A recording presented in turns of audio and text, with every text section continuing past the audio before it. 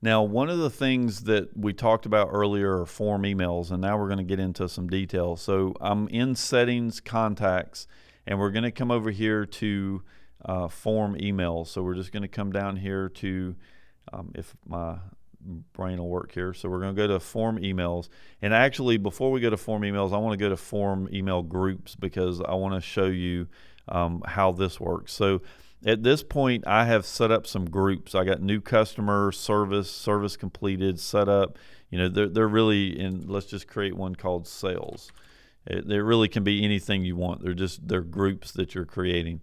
And so now we're going to go to form emails. Now, what are form emails? Form emails are emails that you type over and over and over the same stuff, and you don't want to have to do that. Form emails are also triggered events. When special order parts come in on a purchase order, I want Lizzie to automatically send that customer an email letting them know that those parts have shown up and what parts showed up on that particular purchase order. When a service ticket gets completed, I want Lizzie to send out an email that automatically does X. I want to set up an email campaign that one day after a service ticket is picked up, I send out an email for a survey. 2 weeks after, I send out an email checking in to make sure everything is okay.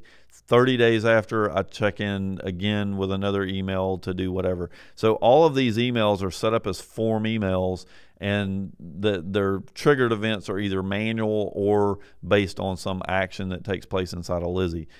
So the looking at this, I have a form email group, which basically is the group that we just set up in the previous step. So we're just going to say this email is linked to that particular sales group. The email type are these triggered events. So this would be a response for a demo request. This is a response for sales request. Here's a service thank you letter. So these are triggered events that happen automatically inside of Lizzie, and then I can tie whatever I want to the email body and subject.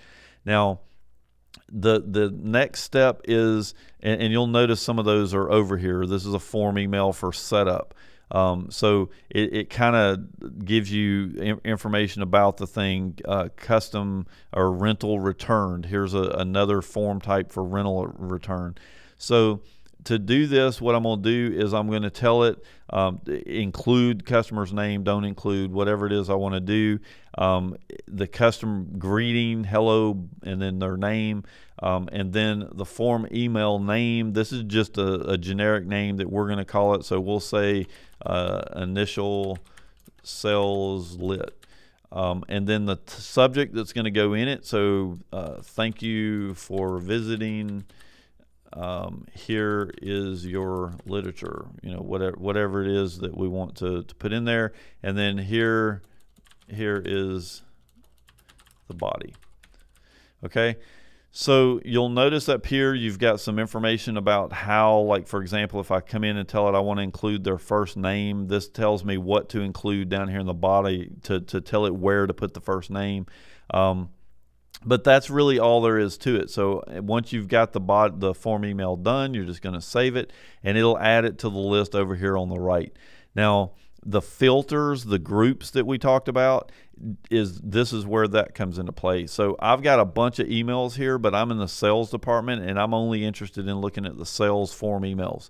So it just gives you a way to filter the thing down and only look at the emails relevant to your department or your subject, whatever it is that you want to create that filter group on.